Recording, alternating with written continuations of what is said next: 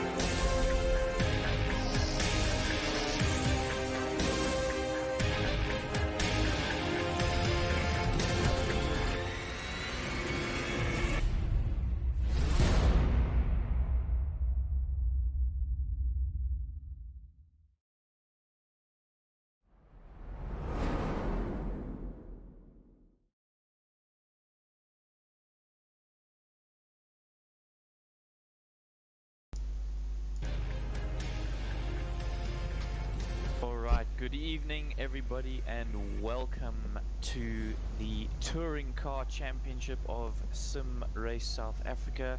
I hope everybody is excited as we are.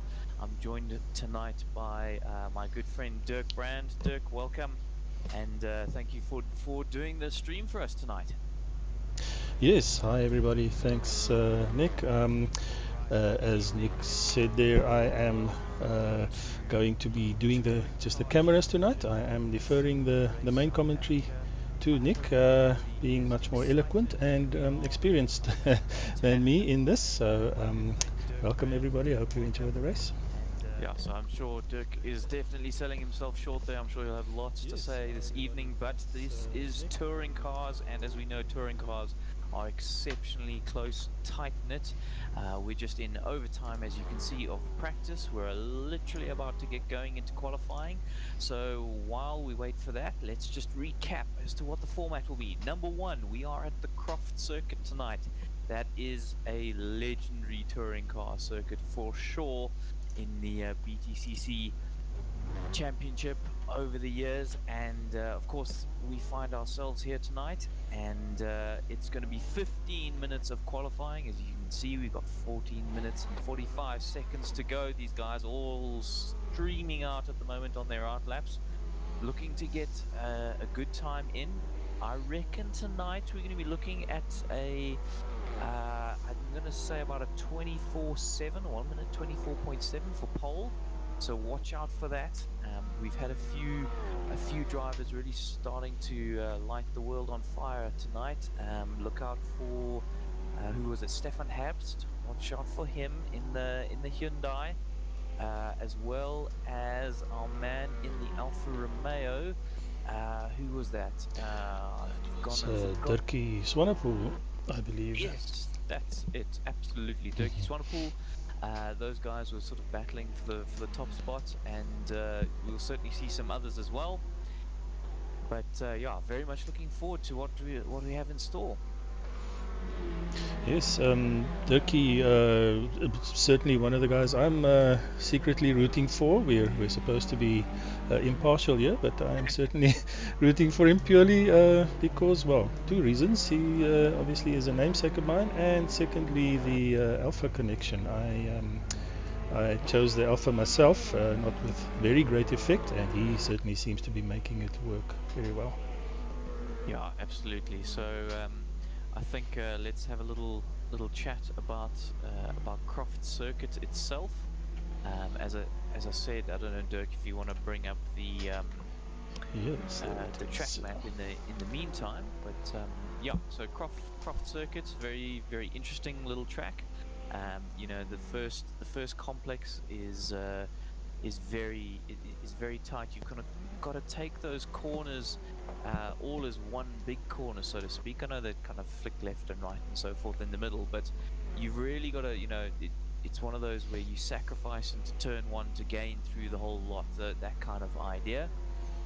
Then sort of a flat out straight into Tower Bend, that right-hander. It's very bumpy on the inside. You'll see that. Watch out for that during the race and qualifying.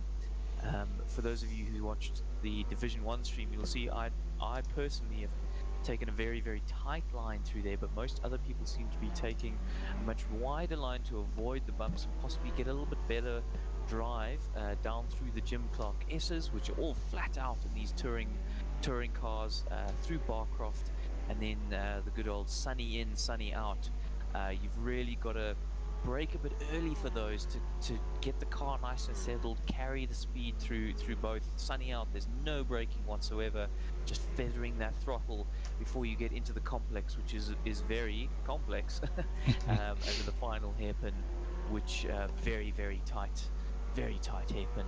Reminds me a little bit of Donington, but of course a left-hander in this case as opposed to a right-hander there. So yeah, that's the circuit. Yes. And I think if we can, let's have a look at what a qualifying lap looks like. Yes, I was just going to say, let's get that up and running. 1 second. Right, good evening, everybody. everybody, and welcome to a onboard flying lap around Croft in the Hyundai Wheel touring car. And you've got to get a good exit and get a nice flying start to the lap. Off we go across the line, looking for our first braking point just before these cones. Get the car turned in early, right that understeer, right over that curb to really get the car settled as possible. Keep it tight through here, tight. On a qualifying style lap, you want to flick it through that chicane without making the car bump all over the place. That will lose you time if you do. And just after the 100-meter board, we are braking down into the right-hand corner, really trying to get the car nice and tight. Could be a little bit better there, but it's okay. We've got a reasonable exit, and off we go, flying through the left, and then into the right, and into the final right-hander. We're going to flick into sixth gear here. A little bit risky, but you can make it work. And on the brakes, just before that dark patch, keep the car nice and tight through here.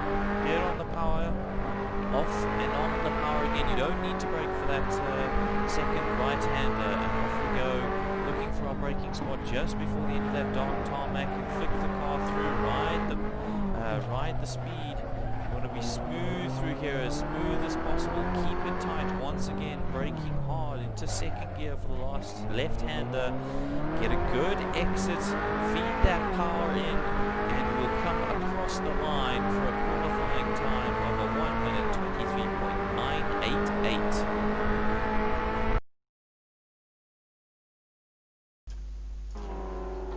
Okay, yes, thanks Nick for that video that you always provide to us, for some insights into the technicalities of these tracks. I just quickly want to also put up the weather for today's race. As you can see there, it's just fairly mild weather. We're set to few clouds and 22 degrees air temp. And you can see the track temp there. So a pleasant day in Britain for a change, eh? Yeah, absolutely. You know, this is pretty much perfect, ideal conditions. These guys couldn't really be asking for much better. And for those of you with an eagle ear, I guess, I predicted a 24/7 for pole, and already two drivers are quicker than that. Dirkie Swanepoel on a 24.663, and Stefan Habst on a 24.697. So these guys really pulling out all the stops already quicker than their practice time. So that's fantastic to see, and I'm expecting Jurgens van Veeren as well to really give us a good show, and possibly challenge for pole position, as we see Yassine Manuel up into 9th position in the Honda, in racing the Civic, of course. Quite a nice livery that he's got going there, nice black livery. I'm going to have a look around, see who's on a decent lap time. In fact, Stefan Habst is on for a reasonable lap time right now, as I see him lock up through Sunny in, Sunny out. A good time to mention that, of course, these cars do not have ABS. No ABS for these guys. They're relying on the skill of their I assume left foot, if they're left foot braking. And yeah, gonna see what they can do tonight. Almost a 10th, down on his best. If he can get this last corner really hooked up, does, but I don't think it's going to be quite enough for Habst. As we see, who's the Sean Webber, improving, stays in 7th, but does improve, starts to put a little bit more pressure on Jason Holden-Jones. Oh, he was quite a bit up on his delta there briefly, about 2/10, and then unfortunately lost it again. Oh, there we go, and Waldo Swiggers now jumping into 8th position with a 25.732. So remember, guys, this race, it's going to be 20 laps race, followed immediately by another 20 lap race, except of course that this being TCR, we're going to have a reverse top 10 grid. Okay, so that means if you finish 10th, you're going to be on pole position for the second race. So That's why, of course, Dan was going on and on about that in the Division 1 race, that, you know, for the first race of the evening, 11th position is just the most disappointing position. As we see Waldo Swiggers, I'm still currently on board with him through the Jim Clark S's, half a second quicker than his personal best at this stage of the lap. Let's see if he can make it count in the Cupra. Oh, and he runs wide through Sunny in. That's really cost him a couple of tenths. But can he get Sunny out hooked up? Also loses a little bit. Still a couple of tenths up on his best. Really needs to consolidate this lap. So often when you find yourself, you know, half a second quicker than your personal best, just keep it calm. Don't try and push it through the rest of the lap. Sometimes it's good to just put in a banker. As you see, Waldo, he's going to go across the line and not quite equal his best. So really, you know, he's got half a second in him. If you can just hook it up. All the way back down in 17th position at the moment, I see James Stroud is going to cross the start-finish line and really improve. Watch him jump up. There we go. James Stroud's right up into 7th position. Look at that. That is a proper improvement. 10 positions gained in one fell swoop. And he's up again by about 210, where he was briefly. Yeah, so what happened there is he went through what is effectively turn 2 too quickly. You really want to hug that inside line. It gives you a much better drive all the way along that straight. So as I said, that first section of corners really is about sacrifice.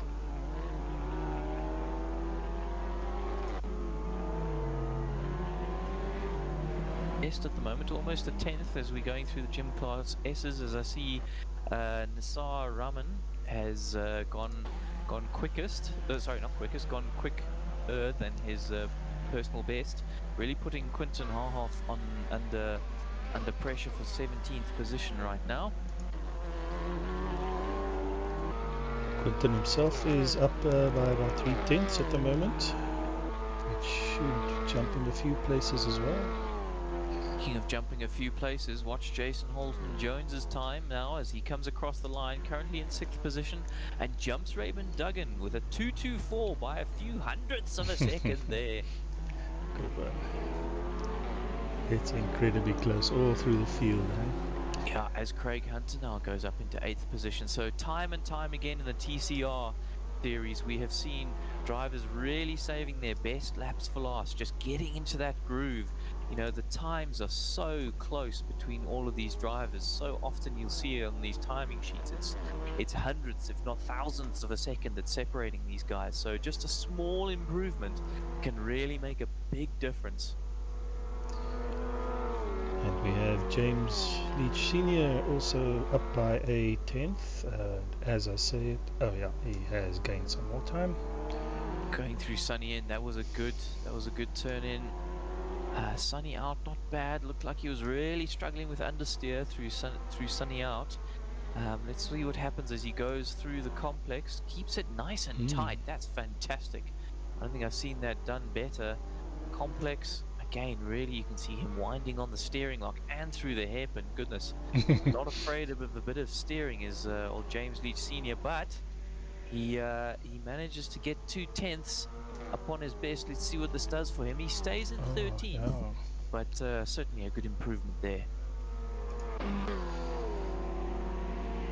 Okay, so we've got 2 minutes and 34 seconds left on the clock. So just enough time for these guys to put in a little bit more, as we see Craig Hunter's now into 6th position with Jason Holden Jones in 5th. Corne Briet is right about now in 4th position, but Dirkie Swanepoel is still sitting pretty in provisional pole position with Stefan Habst behind him, also in the pits. Hasn't gone out again. I wonder if Stefan thinks that's all he's got in him. Same with Jurgens van Veeren. I'm surprised. Come on, guys, there's time to go. Still, you know, positions to be made. Anyway, having a quick look up and down the field just to see if I can find anybody on a particularly quick lap. Ooh, actually, yes, Waldo Swiggers in 10th position currently. Waldo Swiggers, and on 25.732, looking at 3/10 of a second quicker. Although he is coming up against some traffic through the complex. Looks like it's cost him some time. Traffic moves out the way. What can he do through the final hairpin? Taking it very tight. He's going to get a bad drive out, unfortunately, but will go across the line. Can put in another lap. He's still got time. Has improved, but let's see what he can do on his final lap. It's nobody's fault there, really, in my opinion. It is just the nature of this track, and in fact, I think the guy in front did all he could really to get out of the way. So, just a pity there, unfortunately. Yeah, absolutely. It's completely up to you to find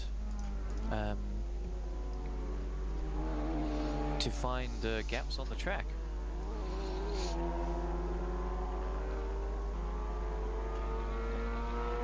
Are you there, Dirk? Yes. Oh, sorry. Okay, sorry.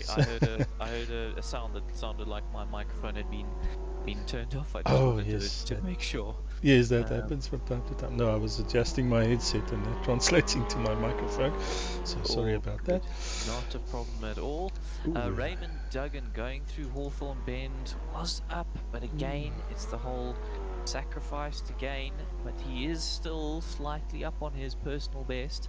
We'll have to see what he can do through the whole lap, as Ivan Karamaker has improved on a 27.374. Just does get it slightly wrong. And Raymond, sorry about that. Raymond is in a particularly tight group there, so I think even 2/10 can see him jump up 2 positions. Yeah, absolutely. And we see Waldo Swiggers up to 8th, improving on his personal best right at the death. But Raymond Duggan, as you say, in 7th position currently, really flirting with his personal best right now through Sunny out. A 10th up, has traffic ahead of him. Let's see what happens, what he can do with that traffic. Very slow through the complex here. Let's hope he gets a good drive out. This is so frustrating for Raymond. He knows he can improve, but definitely being held up there, that's really unfortunate. Being able to slot yourself into, or not into traffic, so to speak, really is a skill. As I see Quentin Harhoff has also improved in 14th position there on a 26.677. And Ryan Hill right at the death, also in the Alpha for Team Odin. Excellent. Up to 13th. Unlucky for some, but lucky for him for sure. Okay, I think we'll go to a very quick short video quickly.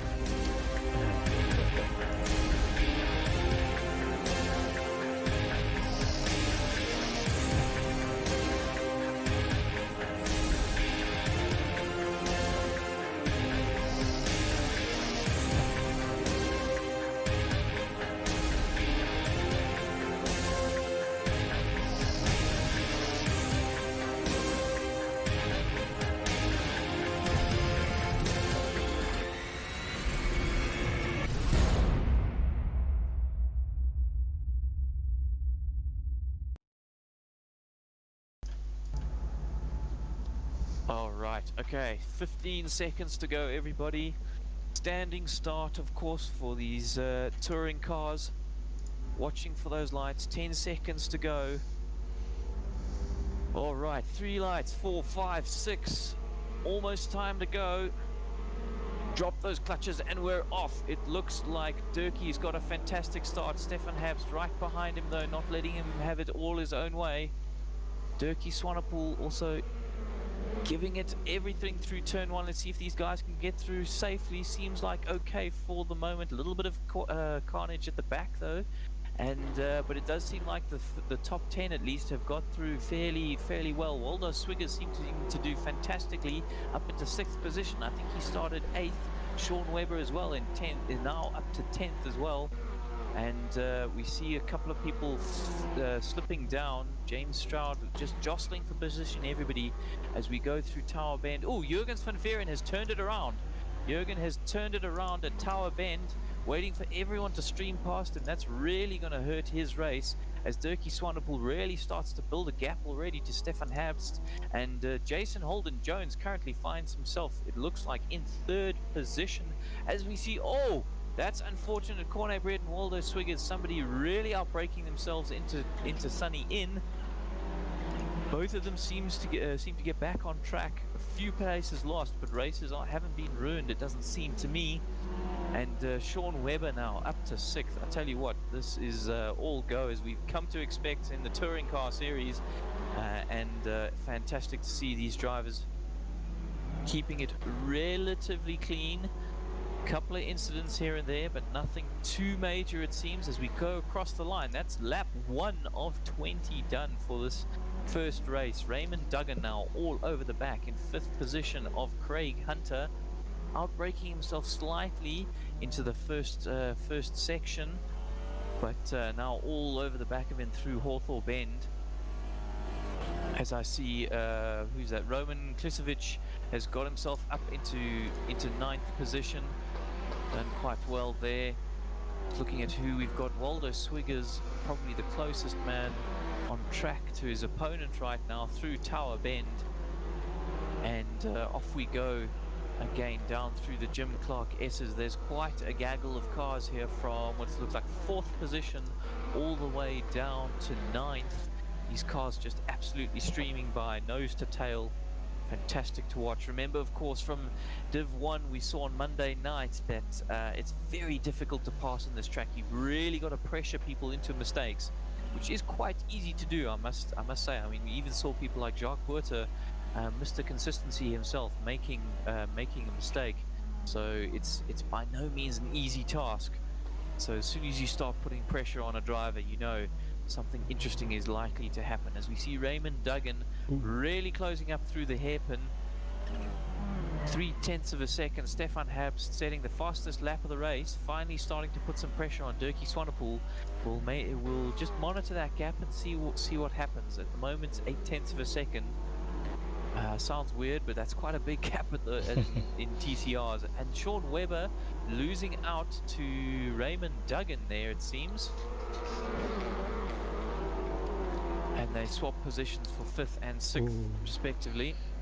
Roman Klisovic has turned it around briefly. Yeah, looks like he had a problem and he's now really slipped back. Ooh, Sean Webber once again getting past Raymond Duggan. Looks like Raymond's had a problem. I don't know if he got tapped there through Tower Bend. We're back on now in what looks to be 12th position and under pressure now from Nisar Rahman. Raymond, I'm not sure how you say that. James Leach Sr. now up into 8th position in the Honda. And coming under massive pressure. Oh, and there's contact there. That's unfortunate as we see some Tokyo drifting in the background as well. These guys really going at it, hammer and tongs. Not content with the paint on their own car. They're having a look at each other's livery, it seems. Oh no, we've got someone turned around. That's Sean Webber through the complex turned around now. Just caught a glimpse of that, yes, from the cockpit cam that I'm on. It's quite an active little group. This lots of action. I don't know where to focus the cameras, which is a great problem to have. Yeah, absolutely. We just try and do our best, guys, and see what we can do. Henry Rue, I see in the chat saying GTI the best looking car by far. I've got to say, Henry, that's definitely a matter of opinion. I know certain people are particular fans of the Alphas and so forth, but I know that most people are tired of seeing Audis and Hyundais. However, we do have Dirkie Swanepoel now getting under pressure from Stefan Habst. The gap now down to 0.7 of a second. We'll continue to monitor that and see what happens, although I think the action, as you were saying, Dirk, is definitely towards the mid-pack here. Everybody desperate for that 10th position. Raymond Duggan down to what looks like Yassine Manuel is super tight right now. Oh, just as I switched to helicopter cam, there was contact and more contact. Yeah, luckily these cars can ping off each other without too much damage. But certainly, oh no, that was always going to end badly. Yes. That was people not checking their mirrors for sure. Okay, just checking in with our leaders. The last lap of the race, Dirkie Swanepoel was a 24.7, having done his personal best, I might add, while Stefan Habst doing a 24.9, so quite far off his personal best, in fact. So Dirkie coming into his own a little bit right now. Despite the pressure, he's actually seeming to thrive under the pressure at the moment. 0.4 of a second now between these two guys. This is fast becoming our closest battle on track.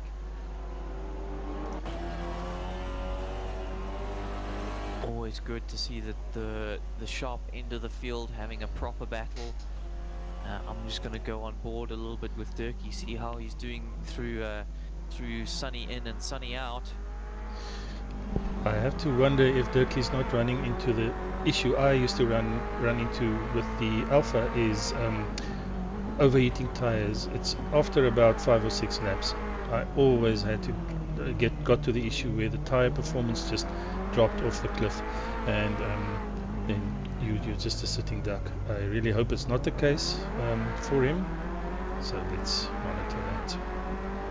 Yeah, so just watching on board with Stefan, in certain places I think he's he's using too low a gear. These cars have so much torque, particularly the Hyundai and the Audi, that it's good to keep a lower gear. In fact, so there he should have been third the whole way. So apologies, Stefan, for criticizing you here, but I'm just saying that that would give him definitely more performance and possibly help him down the down the straight.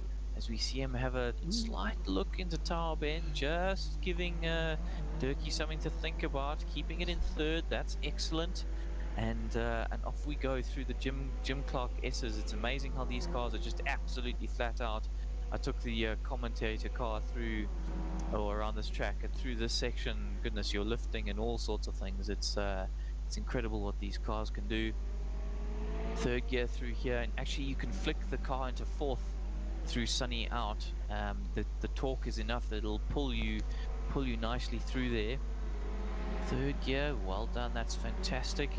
And actually you can stay in third gear here through the complex as well. That's certainly what I was finding was a little bit more consistent. Definitely second gear here, you need second gear. See already running into the limiter, so and that's allowed Dirkie just to pull away very slightly despite taking a narrower line. So yeah, and you can see how close they are on lap times. Stefan Habs just a couple of tenths quicker on that lap than Dirkie Swanepoel. Very interesting to see how these two guys attack each other. Dirkie taking the nice narrow line there. I really like that narrow line. I really think it gives you a lot of performance when you get that right. As I see Waldo Swiggers, as we were watching this action, has gone up into 5th position and is now looking to close down Corne Breert. However, Craig Hunter is all over the back of that Cupra at this stage. Of course, having just been overtaken, doesn't want to give the place up. Oh, breaks himself into Tower Bend. Almost comes into contact with Waldo, but luckily they both get away with it and live to fight another day. Matty Boy saying in the YouTube chat that Dirkie just needs to keep placing his car correctly, and that is absolutely correct. This track just doesn't really give you overtaking opportunities unless you're, 1.5 seconds quicker than the guy in front of you. But yeah, it's definitely about pressuring everyone. Yes, I've been in the helicam now for the most of this lap, just to watch those different lines, and yeah, you can certainly, for me with this camera, it's so clear that there's in many cases only one line through the corners. You could also see on this camera, I think very clearly, that Stefan in the last corner is losing a bit of legs. So as you rightly say, maybe it is that he goes down to first gear there instead of staying in second. Yeah, absolutely. And I mean, the gap seems to have stabilized for the moment. Stefan's struggling right now to really keep a low gap, so you want to be within 3 to 4 tenths of a second to the guy in front to really start to put those thumb screws to him. Keeping it nice and tight through sunny in. riding the curb a little bit too much. You saw how that bounced him out somewhat. Although while that's going on, back in 11th position, challenging for that coveted 10th is Nisar Rahman, and currently looking to take Sean Hards. Both Hondas going absolutely hammer and tongs at it. Certainly, the group at the back here are having the time of their lives. It's really close battles all the way through in this little group. That's the fantastic thing about this TC series, and something that Alan Patterson, of course, has pioneered and clearly been a huge success. Is that you know, it doesn't really matter where you know, where you find yourself, Div 1, 2, 3, even occasionally Div 4, you're guaranteed at SimRace SA to find an excellent battle on track. And like, if we're really honest with ourselves, that's what it's all about. That really is what it's all about. So yeah, brilliant to see as Stefan Habst is so close to the back of Dirkie Swanepoel now, about to come through Barcroft and into Sunny Inn. No place to overtake, of course. Got to keep that pressure on. Got to keep that pressure on. Oh, again, clipping that curb really threw him off. You see how that gap has now suddenly jumped up. Sorry for jumping the cameras here. There we go. No sometimes at all. Love this rear view cam sometimes. Yeah, absolutely. So yeah, we can really see the battle start to unfold now. 10 laps, or on the 10th lap, so we're halfway through the race. Oh, as I see, who's that? Yassine has now managed to take James Stroud, and already pulling away. Yes, Yassine was practicing quite a lot this afternoon when I was on the survey. He seems to have been really putting in the hard yards. Yeah, definitely paying off for him. Seems to have gained a huge number of positions in the race. So it's often so good to be able to have good, consistent race pace. Just so much time to be gained. You can see every time somebody makes a mistake, goes off the track, they just lose 3 or 4 positions. Make sure that that doesn't happen, and you're going to be laughing at some point, I can guarantee. Stefan Habst once again super close. He really seems to gain going through the Jim Clark S's and then through Barcroft and into Sunny Inn. Really seems to gain a huge amount. As I see, Sean Weber must have turned it around, or something's gone wrong. He's fallen back to 18th position. I'm still having a look at Stefan though, not able to make anything work at this stage. Dirkie Swanepoel really soaking up the pressure well. What I do admire is how patient he is. It's so easy to start to force the issue when you're in following a guy that closely for so many laps. Really showing some maturity here.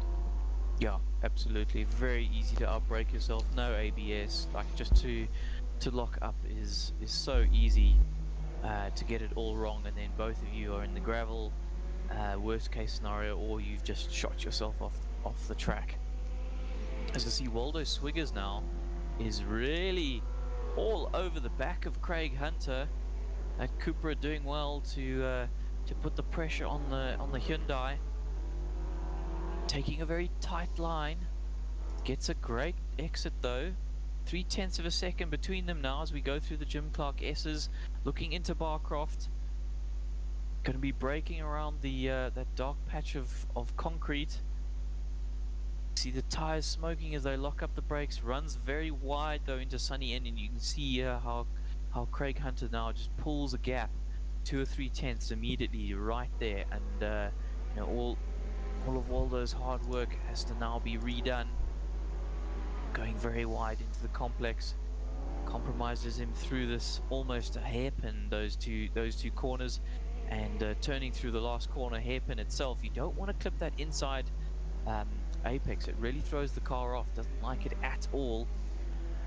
And as you see, that's exactly what's happened now, is he's lost time.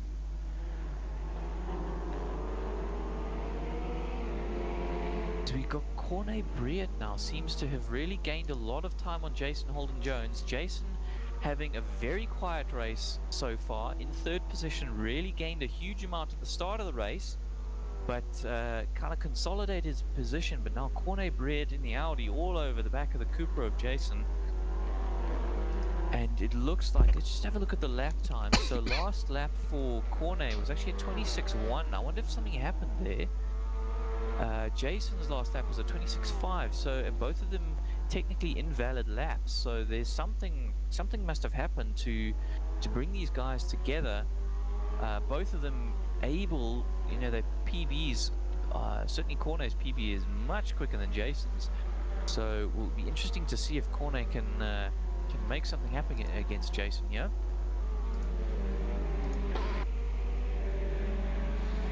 To go through complex. And then through the hairpin. Who's going to get the better drive? Looks like Jason actually got a much better drive than Corne Breert.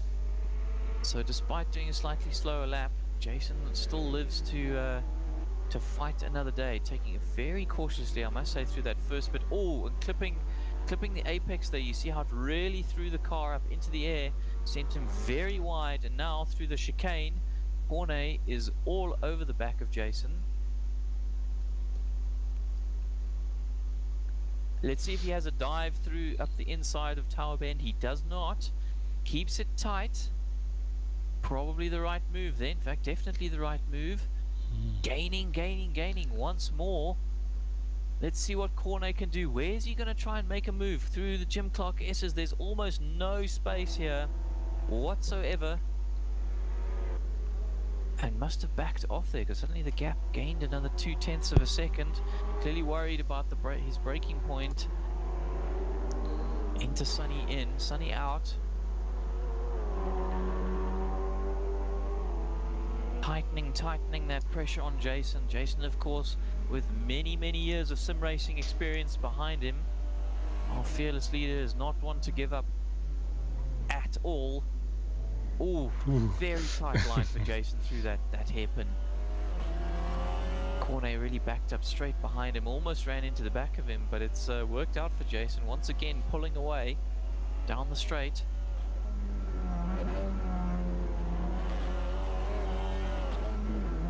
These two, of course, fighting for the last podium position tonight. Well, actually, for the first race tonight. Both of them desperate, I'm sure, to get on the podium. Would be a great result for them both. As I see a few changes behind in 12th position. Nazir is now up to 12th and really battling. Goodness, these guys are almost 3 wide as they come into the hairpin, locking up. A little bit of forcing of issues going on here, but certainly we're seeing all sorts of things. Oh, Corne Breert has had an off. Corne Breert has had an off through Tower Bend. I wonder what happened there. Something clearly went wrong, and he's all the way down now in 6th position and got an awful lot to do as we're on the 14th lap of 20. Stefan Hapst really giving it everything to try and get past Dirkie Swanepoel on this lap. Trying to go around the outside of the hairpin. Didn't quite work out, but he's still all kinds of tucked up behind Dirkie. You know, you've got less than 0.2. Oh, he's going to try and go up inside of turn 1, is he? Not quite. And you see, this is the problem.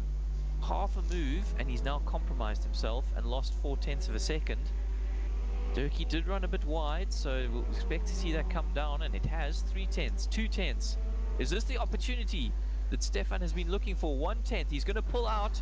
He's going to draw side by side. Surely into the braking zone we go through Tower Bend. Is he going to get it up the inside? Fantastic move from Stefan Hapst as he gets past Dirkie Swanepoel.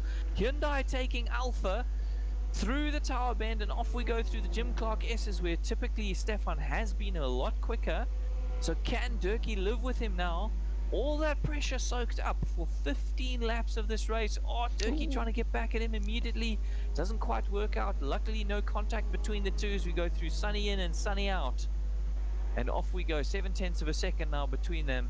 Durkee really trying to put a move immediately back on Stefan, and it didn't quite work out. So I'm sorry, Dirk, but unfortunately your beloved Alpha is no longer in first position. He did very well though to stay in front. I will certainly applaud him for that. Really well done so far. And it does seem, I hope I'm not cursing him here, but it does seem that second is safe.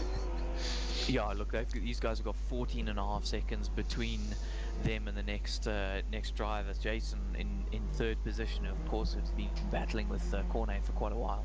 So yeah, these guys, as long as they don't make a mistake, it looks like they will be claiming podium positions, each of them. And already Stefan showing his pace. He's currently bang on his delta. So let's see what kind of lap he will produce. As I see Raymond Duggan now back in 9th position in the GTI, is all over the back of James Stroud. Having a slight look through turn 1, doesn't compromise his line though. That's good. Oh, getting the car kind of crossways though, and off we go through Hawthorne Bend, chicane, and let's see if he can now pull a Stefan and try and get up the inside and through Tower Bend. Oh, there we go. He's very close, very close. No, door closes, and both of them run wide there. Ironically, had Raymond got his braking point right, he may have gained that position. Really unsighting James Stroud at the moment. Got the measure of him, but can he make the pass on him? Yeah, Peter Geldenay saying nice driving there, Dirk. He didn't turn in on him. Absolutely agree. Those two are top runners, and they're certainly showing why they are top runners. Both fantastic driving. And Sean Webber, it seems, goodness, there's almost three wide now as we go down through the Jim Clark S's. A GTI sandwiched between two Hyundais. And I've got to say, the Hyundai's not bad around here. Oh, somebody off in the gravel. Who was that? Looks like Sean Hards off in the gravel going farming. And he's lost 4 positions. Look at that. As I said, one mistake, outbrake yourself, end up in the gravel, and it's really going to hurt you. Really going to hurt you in this tightly fought mid-pack. Which of the positions here from sort of, what's that, 10th? That coveted 10th position currently held by Sean Webber. Only 3 or 4 more laps to go. 17, 18, 19, 20, yeah. And soon, before you know it, the race will be over. But can Sean hang on for what is effectively going to be pole position in race 2? Running very wide through Hawthorne Bend. These guys throwing everything and the kitchen sink at it.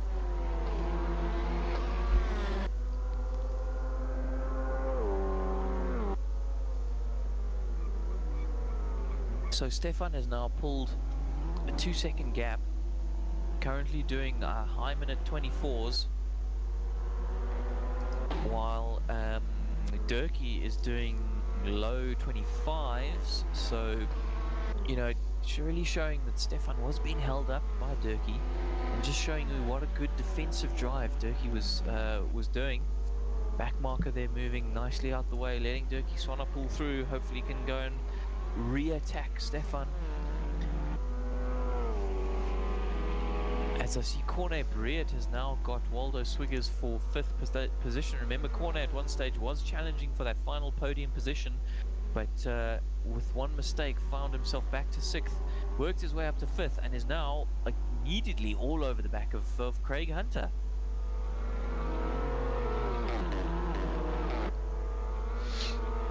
Cornet really looking for an opportunity anywhere here. Eyeing the pressure, you can see just how much lockup Craig Hunter had through Sunny Inn. Unfortunately, Cornet was unable to attack that. as I see both is it Roman Klisovic and Ivan Karamaker in the gravel trap at turn 1. Must have outbraked themselves or something happened, but they've now fallen down 16th and 18th now respectively. And you can see Jason Holden Jones not doing the quickest lap times, but very consistent, very solid, making no mistakes, and look where he is, 3rd position, sitting on the podium, sitting pretty. I'm sure he'll be absolutely chuffed with that, as Corne Breed desperately tries to recover from his mistake. In 5th position, looking all over the back of Craig Hunter once more, nothing doing into Tower Bend. Looking for a good exit. Gets a decent one, but so does Craig.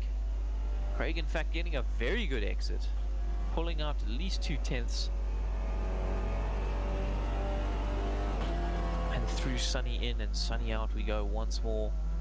Just 2 more laps to go. Let's see where Stefan Habst is about to go across the line and go on to the final lap. No, sorry. Yes, there it is. Leader on the final lap.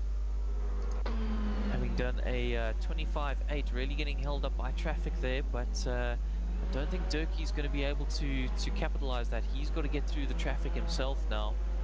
So unless something drastic happens here, I think Stefan is going to take the win here, as we see Jurgens van Veeren is now in 10th position. So we did have, at one stage, it was Sean Webber, who's now fallen all the way back to 12th position, lost a couple of places, is really pressurizing Kobus Ras at the moment, with a fantastic learner sticker on the windscreen. That's awesome. I love that. But it's a very it's a very lonely 10th position. You see that it is, both in front and behind. So I think he's pretty safe for 10th. Yeah, I think he's going to be okay. No mistakes. He'll be all right. As Sean Webber's now got past Ras, Kobus Ras. Oh, all kinds of Tokyo drifting through the complex has lost him another place. That's allowed Sean Hards to go up into 12th position, as we see Stefan Habst take a fantastic victory, getting in amongst all of this traffic as well. But he's going to come across the line and take the win for the first of 2 races this evening. Remember, don't go anywhere. The second race is going to happen before you know it. Durkee Swanepoel coming across into second position. Great race from Durkee, led for so much of the race, but unfortunately couldn't hold Stefan back for the whole 20 laps. Did show us fantastic defensive driving though, as Jason Holden Jones comes across the line. You can see how ecstatic he is for a 3rd position. Wonderful to be on the podium there, Jason. Corne Breed manages to get to 4th, so he did recover a little bit. Waldo Swiggers in 5th. You can see he's happy in his Cupra there. Craig Hunter in 5th. Yassine Manuel in 7th. Raymond Duggan coming across the line in 8th. James Stroud right behind him there in 9th position. And now we go all the way back to Jurgens van Veeren, who we have seen show exceptional pace. So watch out for Jurgens in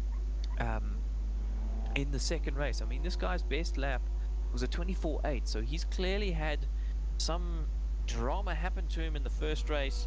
Comes across in 10th position. Watch out for him in the second race in pole position. And Sean Webber through the hairpin, rounding it out in 11th, and Sean Hards in 12th. Right. Time to catch our breath, Dirk. Goodness. Yes, it's been very exciting, great racing all through the field there. Certainly enjoyed that, and more to come. Yeah. I'm just not sure now in between how much time we have. As soon as the countdown ends, we'll probably get about another minute before the first race. I do see that Alan Patterson's asking that he lifts our volumes a little bit. Apparently we're both a little bit soft, but particularly me. I don't know if you're able to, but maybe between races, as we see us fade off and we're about to go into the second race, you'll see the guys pop onto the pits. Remember, they get a fresh car, fresh set of tires, fresh fuel, fresh everything. And we are going to be off in, looks like 45 seconds. So everybody refresh your drinks. I'm going to be doing that myself. Daniel Haynes, I've managed to have a couple of swigs of whiskey in between. I'm sure you'll be glad to know. Of course, remember, standing start again. Typical sight, Hyundais and Audis at the top for the start of this race, but I do see a sneaky GTI there in third. Let's see what happens. Definitely, I've noticed the Hyundais do seem to get off the line quite well, or certainly I find it. Watch for those lights, 10 seconds to go. 3 lights, 4, 5, 6. Wait for it. Drop the clutch and off we go. Standing start. Looks like actually the Audi has got a fantastic start of James Stroud. Will he be able to go around the outside? Jurgen's desperately defending the inside line. A little bit of bumping and scraping at the back there. As we see Jason Holden-Jones already up into seventh place.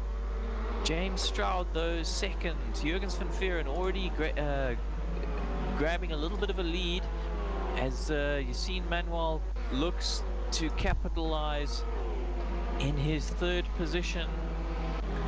Just having a look all over down the field. Oh, we've got a bunch of contact through Tower Bend. Ryan Hill just managing to avoid all of that.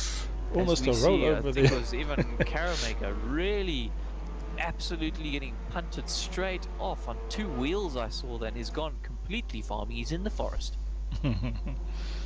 Right, so up at the front again, we've got Raymond Duggan in the GTI in 4th position at the moment. He's fallen back. Remember, he started in 3rd position.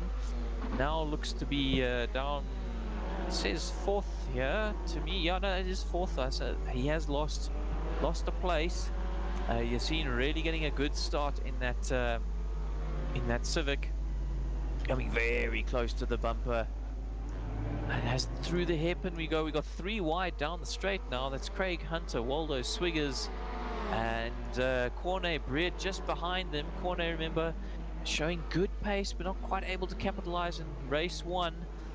Coming up against Jason Holden-Jones and getting it wrong. But as we go through, that's Hawthorne Bend. Craig now up to 5th. Who's lost out there? Looks to be Dirkie Swanepoel actually, who's lost out a bit, and Waldo Swiggers as well.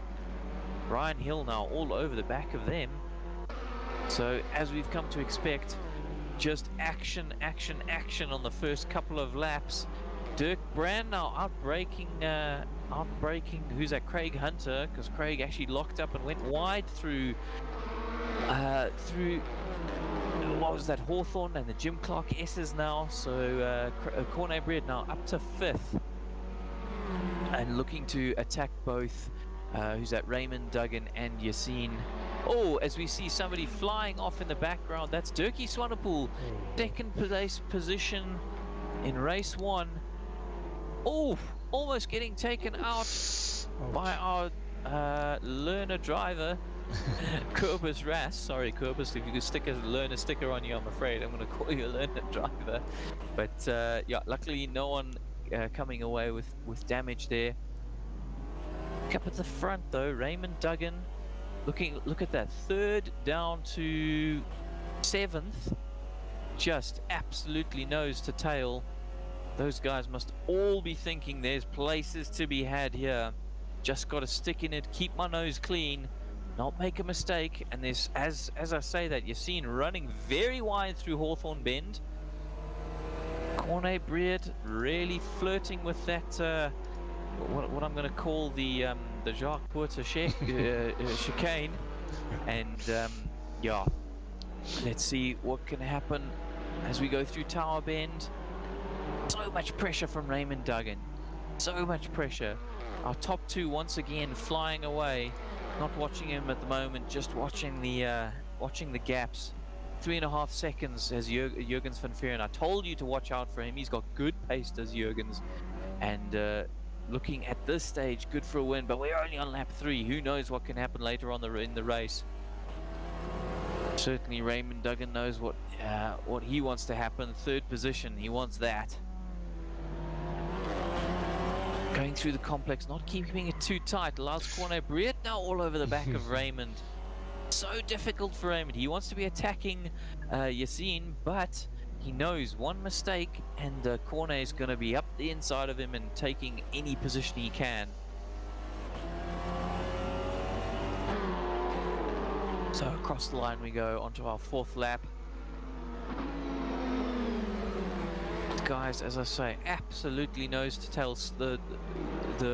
These three, third, fourth, fifth, Yassine, Raymond and Corne, starting to pull away from Craig Hunter and Jason Holden-Jones, who are deciding to have their own little battle. Once they sort that out, possibly then we might see them close up once more onto those three battling for the last podium position. Yassine, of course, would have a fantastic result in third, currently up on his personal best, but it hasn't given him an ounce of breathing room. Raymond Duggan 0.2 of a second behind him. This is proper nose to tail stuff. Really going at it, these two, and looking, as I say, for any gaps possible. Alan Patterson saying awesome racing. Yeah, Raymond throws it down the inside. Corne looks to follow him.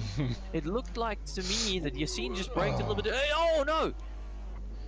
That looked to me like Yassine just unsighted. Who was that? Corne a little bit, who turned in too early. Or not too early. I think the car just drifted out a little bit and smacked the inside tire barrier, and that's really sent Corne back. I mean, he's going to have to once again battle his way through. He must be ruining his luck tonight, Corne. But once again, it's allowed people like Jason Holden-Jones, who keeps his nose clean, to gain a few positions up to 6th, and now really on the back of Craig Hunter, and it's given Yassine a little bit of breathing room. Can he capitalize on that? And Raymond Duggan, however, having made that move, gotten himself out the traffic, must be breathing a sigh of relief here and starting to think about catching James Stroud. 2.4 seconds between them. And in fact, even despite the battling, Raymond Duggan was quicker than James on that last lap. So watch out. We will have a battle for second position, I'm sure, in the next few laps. Jason Holden-Jones, though, that's the battle to watch right now, I think.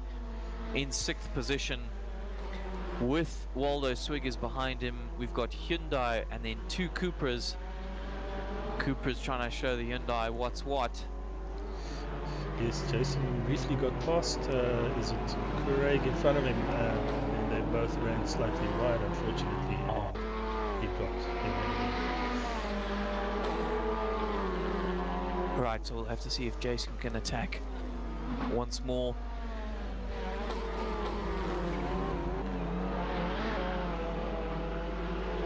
So Matthew Boy saying, well, he thought Gypsies could do a 1-2, maybe not quite a 1-2, but Duggan could certainly take it. Let's see what he can do. Or the gap's already down to 1.5 seconds.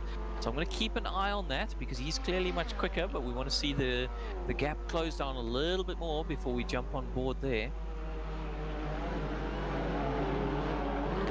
In fact, jumping on board with Jason now, having a look to see what he can do in the Cupra. I do think the Cupra is actually quite a good sounding car. All of these cars do sound very slightly different.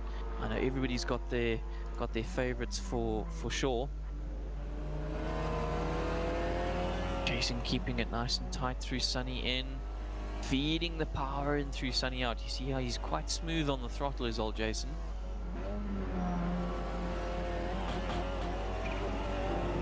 Oh, hang on, something's happened. Sorry, we've missed something up front. Raymond Duggan is into 2nd position.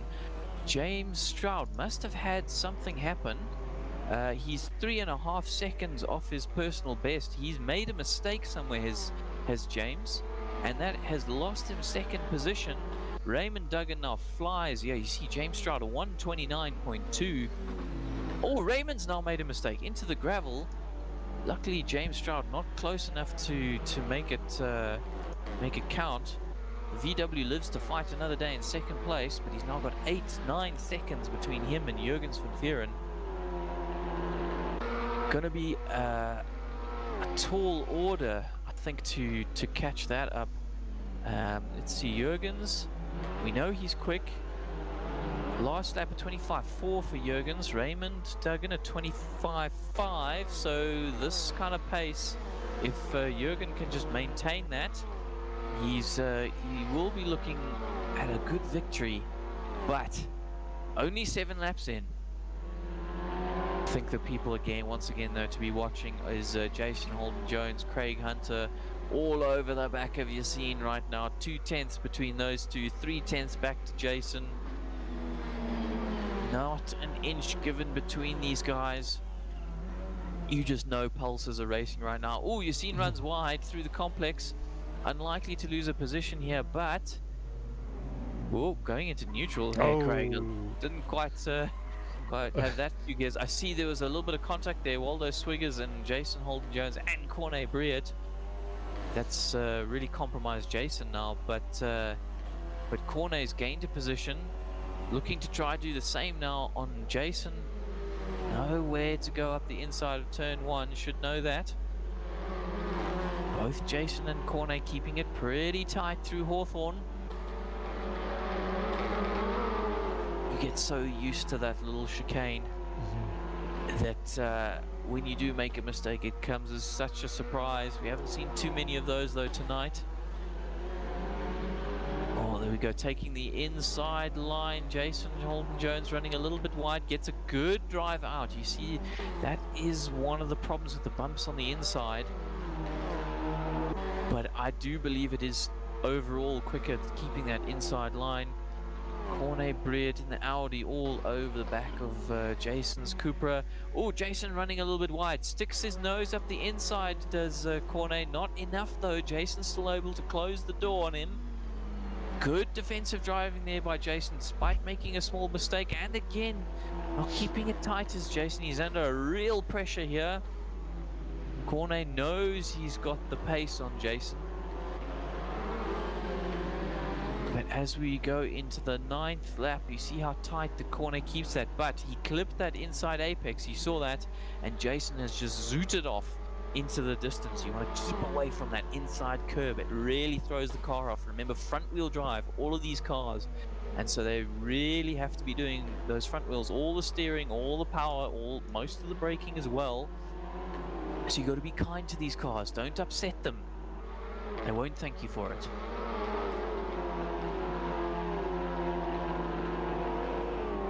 Still probably it's still definitely, in fact, the closest battle on track. Corne Briet once again having a cheeky possible look up the inside, runs over that curb, bounces the car. Should probably maintain 3rd gear through that corner, to be honest, to get the perfect drive out. You see Jason once again pulls out a gap on Corne because he didn't touch the curbs. Corne braking hard. It's so easy to get the car sideways actually through Sunny Inn.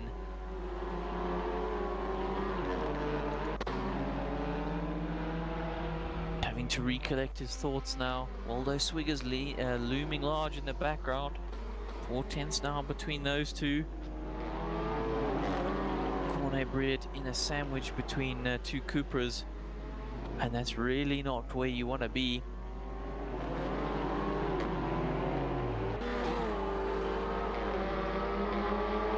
Yeah, Alan saying that the whole field looks fantastic with their liveries. Couldn't agree with you more, Alan. Guys really put in a huge amount of effort for their liveries, and I think it really pays off. We've got some properly professional looking stuff out there.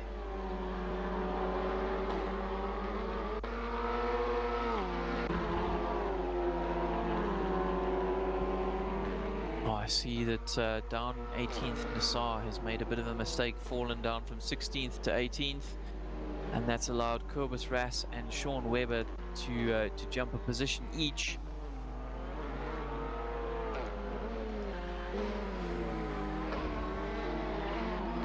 Still our closest battle on track is this battle for 6th position, I should say, between Jason, Corne and Waldo.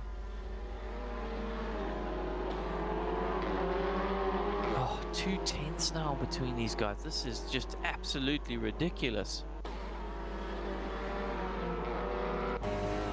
And actually, while we're watching this up at the front, I see that Raymond Duggan has increased his lead now to 10 seconds. So Jurgen's, Corne Breed trying to go around the outside of Jason, does not work out for him at all. That gives Waldo Swiggers a sniff up the inside. Turns out to be the outside of turn 1. This is going to be interesting. These cars virtually line astern. How are they going to sort this out? Corne just gets through. But it's once again brought, in fact, Roman Klisovic into play now. So all of this battling has turned now into a 5-way battle. As I see Ryan Hill has lost out to Dirkie Swanepoel. Dirkie, of course, recovering. He had that big off in the beginning. Our second place man from race 1 this evening.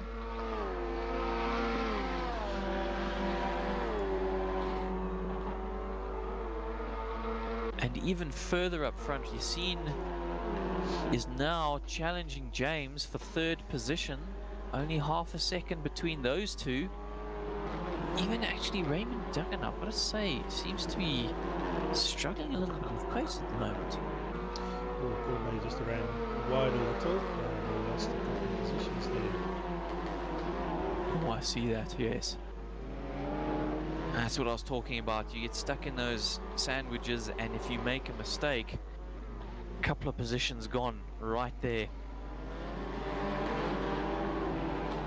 And Jason right now absolutely laughing. Got himself a 2.5 seconds thanks to all that battling for free.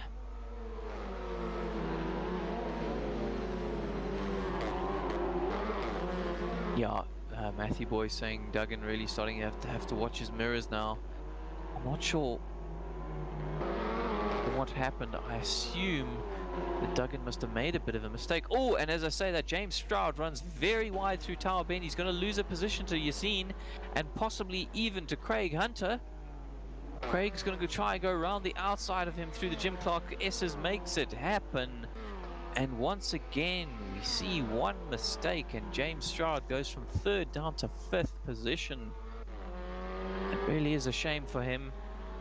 But Yassine, fantastic driving from him. 3rd place right now. Not over yet by a long shot, well over halfway through this race at this stage, on lap 12 of 20.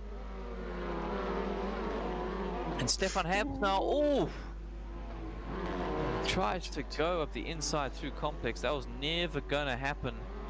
Corne Breed gaining a few positions through the carnage, it seems, up to 8th. Takes a very tight line, has to take a very tight line through the hairpin. And is now once again off in search of Waldo Swiggers.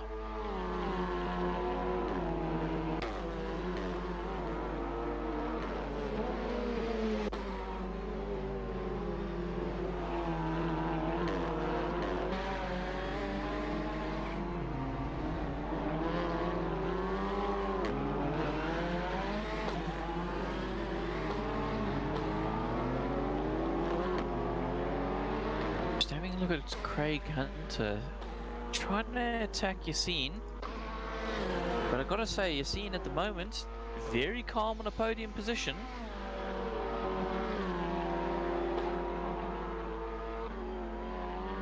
Very much, as Alan says, newbie on the podium at this stage. Oh, Craig Hunter runs wide through Sunny Inn, gets all over the grass, and that allows James Stroud to take advantage after his mistake and go back to 4th position. Fantastic to see these new guys really giving it everything and getting some results out of it. Getting some good racing in. But of course, Yassine loving this right now. Be very happy for James and Craig to battle it out to the end of the race. Of course, us as spectators want these guys to be nose to tail the whole time, but I can tell you right now for free that these drivers, they love a little bit of fresh air. Get yourself into fresh air, get that rhythm going, Oh, what an absolute pleasure.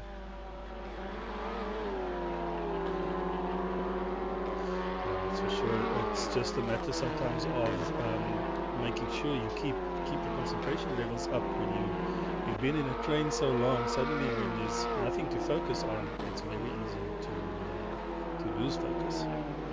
Yes, that's absolutely true, and start to overthink things as well. So you're seeing despite him having a little bit of a gap, I can guarantee you the adrenaline is absolutely pumping for him. And just maintain, just trust the practice that you've put in. Try not do anything out of the ordinary. So don't start experimenting with braking points at the moment. You're in the position you're in for a good reason. Don't like overdrive the car now. Don't start to think, shit, if I've been doing I don't know 25s and I'll suddenly, because I'm in third position, need to manage to be low 24s. Just keep that rhythm going, and in fact it's working really well for Yassine right now. Less than a second between him and Raymond Duggan. I'm sure he'd love some DRS at this point, but of course that's not going to be happening. Vettel down in 9th, 10th, 11th as well. Herbst is right on. Whoa, and just as I say it, there's contact with Roman. That's really unfortunate for Herbst. Of course, oh my goodness, that's close. That's very close. Herbst, of course, our race winner from race 1. Really struggling. Dirkie Swanepoel's now ahead of him, having had that awful offer right in the beginning. Managed to recover has Dirkie. 15 laps of 20. Not much to go now. 3/4 of the way through the race done. Stefan Herbst all over the back of Klisovic now, trying to get that position back. Oh, Jason Holden-Jones has made him. No, sorry, I lie. Craig Hunter's made the mistake. Jason's up to 5th, and Waldo Swiggers up to 6th now. So those guys trading positions.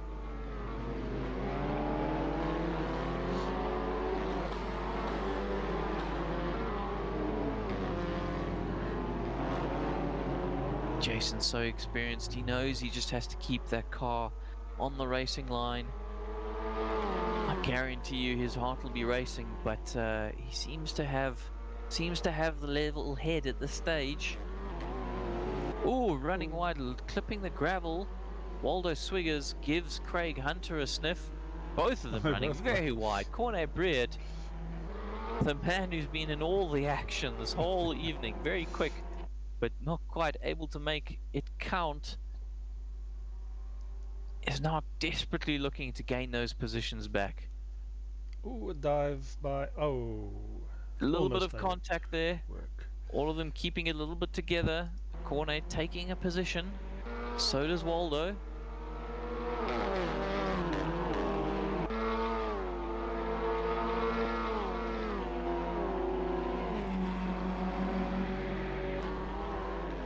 Tell you what, the gap between Yassine and Duggan keeps yo-yoing between sort of about 1.2 and 0.8 of a second.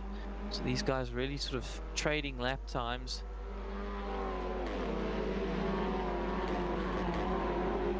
Neither of them finding a completely comfortable rhythm, I'd say. Despite both of them being pretty quick. Let's see what they can do. Raymond at 25.7, Yassine at 25.4. So you see these guys, they've got pace in them.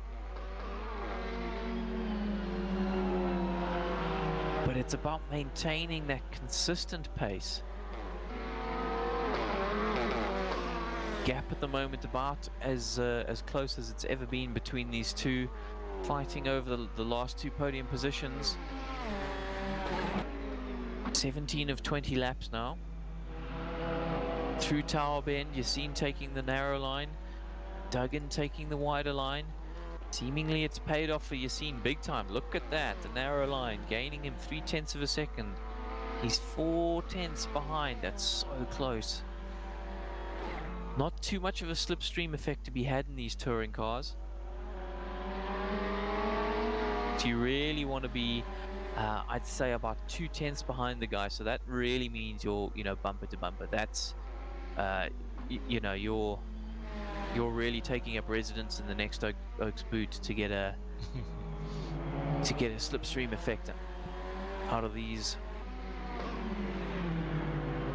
Through the hairpin we go. Who's going to get a good run out? Oh, both of them running very slightly wide. And a little bit of status quo at the end. Yeah, 26.0, 25.8, so very close between them. But Yassine is slowly catching. As I see Waldo Swiggers sets his personal best lap of the race. Absolutely trying to gain on Jason Holden Jones right now. Knows he's got Cornet Breed behind him. Knows Cornet can put in a quick lap. But also knows there's not going to be too many opportunities unless the driver in front gives you an opening. Who's that asking for Jurgens? Bartman asking for Jurgens van Vieren. We can definitely follow Jurgens. Yes, he's pretty much been a victim of his own success tonight, Yeah. not getting any airtime for the old sponsors. Yeah, let's follow on. In fact, he's going through the complex now, so let's maybe follow on board with him. In fact, through a whole lap. So here we go through the hairpin. Second gear, nice and smooth out, not too much wheel spin. Obviously going through the gears as we go across the start finish, a 126.8 for Jurgens. So not a particularly quick lap for him that last lap, but he's been under such little pressure he doesn't need to push. Here we go, keeping it tight through Hawthorne, into fourth. Ooh, want to keep it a little bit tighter through the complex. I'd say that hairpin can really catch you with the understeer. Hard on the brakes as we see in front of us somebody regaining onto the track through Tower Bend. Keeps it tight through there, although it does clip the apex, or the curb I should say, and that does throw the car off. You can see how much we bounced around just by doing that. Does lose you time. Backs off very early, I'd say, for Barcroft, but that's okay. You see how little he locks up, keeps it so smooth. Nicely past the back marker, out of Sunny out. Again, Jurgens just showing you what it can do, just keeping everything smooth, what you can achieve just by keeping things smooth. Second gear through the complex. As I say, I like to use third through there, but that's, I think, just my personal preference. Through the hairpin, kept it very tight and suffered with a bit of understeer. Ooh, Waldo Swiggers, sorry, as we go across the line, Waldo Swiggers really had a problem there and dropped all the way down into 10th position. That's unfortunate for him. Cornet Breed now has gained. James Stroud has got a lot of pressure on him. Totally diving up the...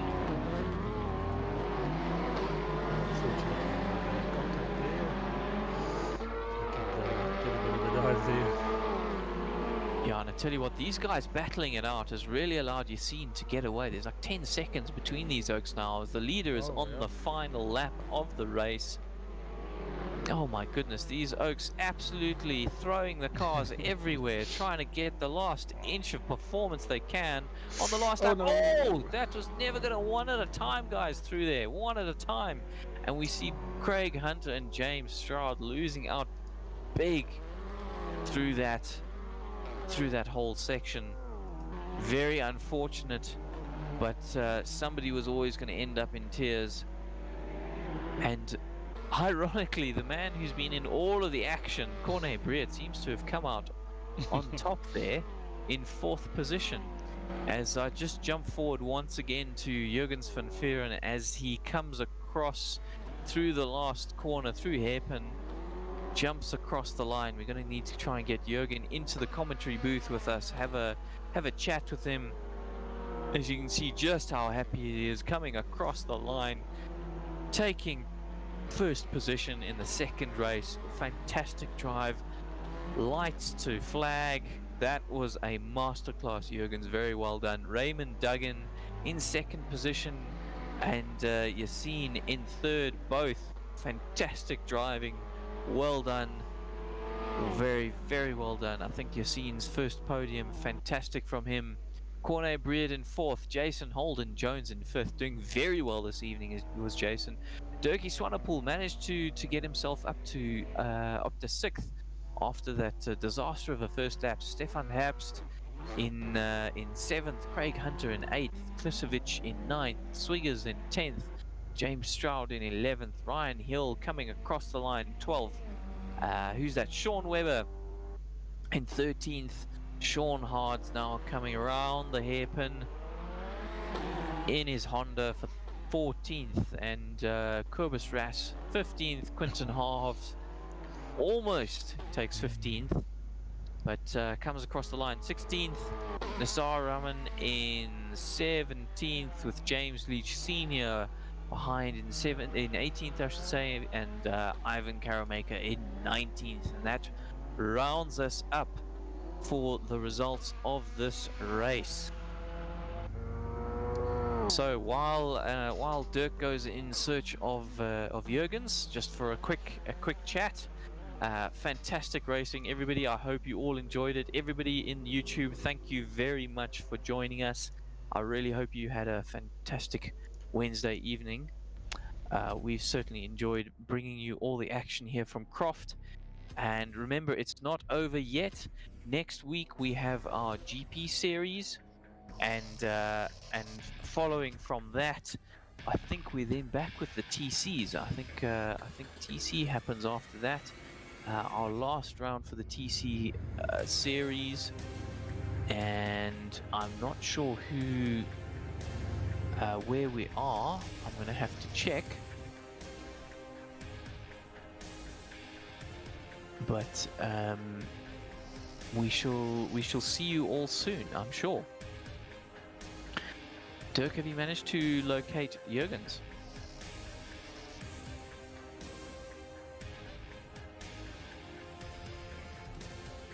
It looks like we're struggling to get hold of Jurgens, but that's okay.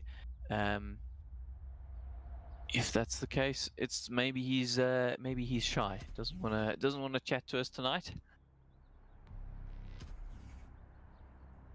So I think if we're unable to find him, we should just sign off. I think, Dirk. Unless you can. Yes, I can hear you.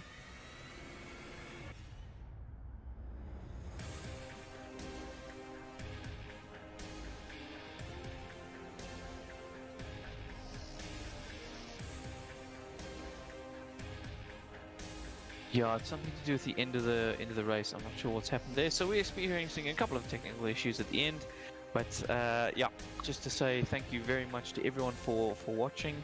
I hope you, as I say, join us again every Monday, every Wednesday for some fantastic racing. Anybody who's enjoyed it tonight, head off to simracesa.co.za and give us a shout. Join up. Very simple join process, and we will see you again very soon. Oh, is he there? I can't get it. I've got the same issue, unfortunately. So apologies, Jürgen. We just physically can't get you in the channel. But yeah, as I say, thanks to everybody, and very well done, Jürgens. You had a fantastic race, and I hope you're very, very proud of your result.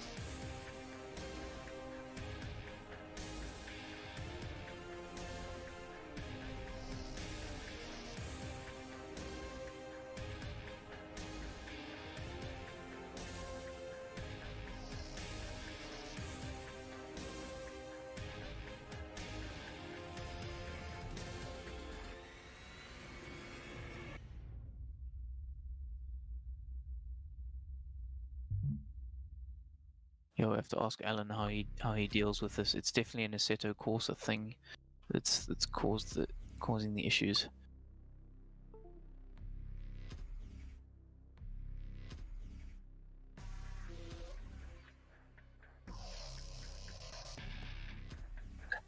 Okay. All right. Thanks, everybody. We will see you again very soon.